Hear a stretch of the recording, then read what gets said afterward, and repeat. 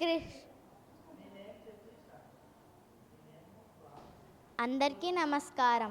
నా పేరు టి భవ్య. నేను 5వ తరగతి చదువుతున్నాను. నేను ఐకాన్ పబ్లిక్ స్కూల్లో చదువుతున్నాను. ఓం శ్రీకృష్ణ పరబ్రహ్మణే నమః. శ్రీమద్భగవద్గీత అత పంచదశోऽధ్యాయః. పురుషోత్తమయోగః. శ్రీభగవానువాచ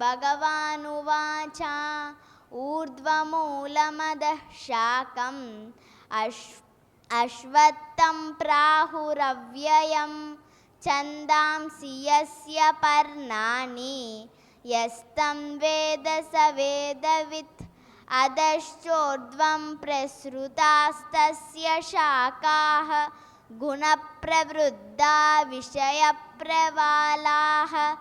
అధశ్చ మూలాన్యనుసంతతాని కర్మానుబంధీని మనుష్యలోకే న రూపమస్యేహ తతోపలభ్యతే నాంతో న చాదిర్న చ సంప్రతిష్ఠా అశ్వత్థమేనం సువిరూఢమూలం అసంగశస్త్రేణ దృఢేన చిత్వా న రూపమస్యేహ తతోపలభ్యతే నాంతో న చాదిర్న చ సంప్రతిష్ఠా అశ్వత్థమేనం సువిరూఢమూలం అసంగశస్త్రేణ దృఢేన చిత్వా తతః పదం తత్పరిమార్గితవ్యం యస్మిన్ గతా న నివర్తంతి భూయః తమేవ చాద్యం పురుషం ప్రపద్యే యతః ప్రవృత్తిః ప్రసృతా పురాణి నిర్మాణమోహాజితసంగదోషా అధ్యాత్మనిత్యా వినివృత్తకామాః ద్వంద్వైర్విముక్తాః సుఖదుఃఖసంజ్ఞై గచ్చన్త్యమూఢాః పదమవ్యయం తత్ న తద్భాసయతే సూర్యః న శశాంకో న పావకః యద్గత్వా న నివర్తంతే తద్ధామ పరమం మమ మమైవాంశో జీవలోకే జీవభూతః సనాతనః మనః షష్టానీంద్రియాణి ప్రకృతిస్థాని కర్షతి శరీరం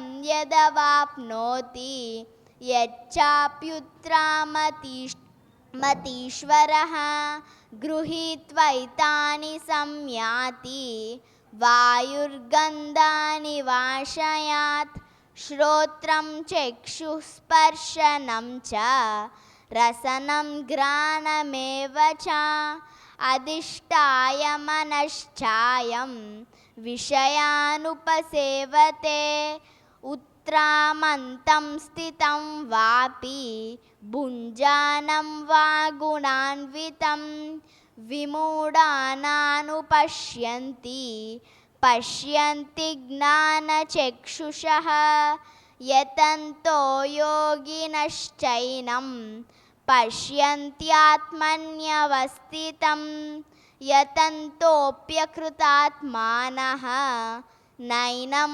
పశ్యంత్యచేతసః యదాదిత్యగతం తేజః జగద్భాసయతేఖిలం యచ్చంద్రమసి యచ్చాగ్నౌ తత్తేజో విద్ధి మామకం గామావిశ్య చ భూతాని ధారయామ్యహమోజసా పుష్ణామి చౌషధీః సర్వా సోమో భూత్వా రసాత్మకః అహం వైశ్వానరో భూత్వా ప్రాణినాం దేహమాశ్రితః ప్రాణాపానసమాయుక్తః పచామ్యన్నం చతుర్విధం సర్వస్య చాహం హృది సన్నివిష్టః మత్త స్మృతిర్జ్ఞానమపోహనం చ वेदैश्च सर्वैरहमेव वेद्यः वेदान्तकृत्वेदविदेव चाहं द्वाविमौ पुरुषौ लोके क्षरक्षाक्षर एव च क्षरः सर्वाणि भूतानि कूटस्थोऽक्षर उच्यते उत्तमः पुरुषस्त्वन्यः परमात्मेत्युदाहृतः यो लोकत्रयमाविश्य बिभर्त्यव्यय ईश्वरः यस्माक्षरमतीतोऽहम् अक्षरादपि चोत्तमः अतोऽस्मि लोके वेदे च प्रतितः पुरुषोत्तमः यो मामेवमसम्मूढः जानाति पुरुषोत्तमं स सर्वविद् भजति मां सर्वभावेन भारत इति गुह्यतमं शास्त्रम् इदमुक्तं मया नघ एतद्बुद्ध्वा बुद्धिमान् स्यात् कृत्यश्च भारत ओम तत्सदिति इति श्रीमद्भगवद्गीतासु उपनिषत्सु ब्रह्मविद्यायां योगशास्त्रे श्रीकृष्णार्जुनसंवादे पुरुषोत्तमयोगो नाम 15 धन्यवादाः.